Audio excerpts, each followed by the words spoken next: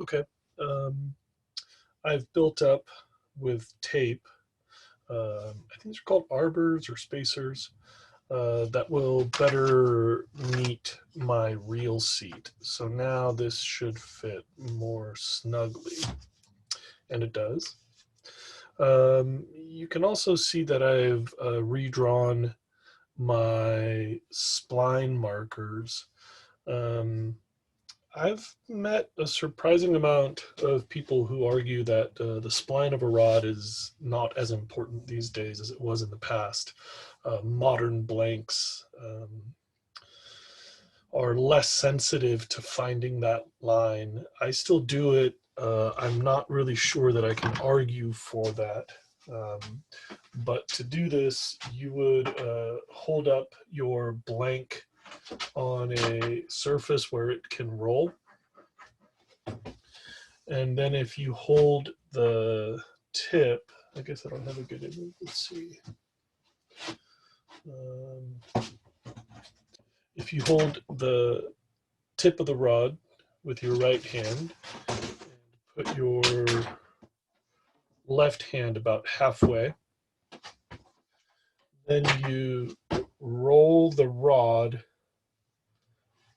and you'll find that there's a point where it bends more easily.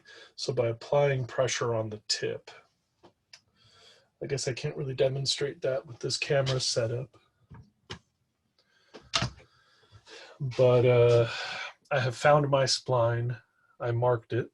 I've transferred one of those marks to my rear grip, and I've built up my reel seat area.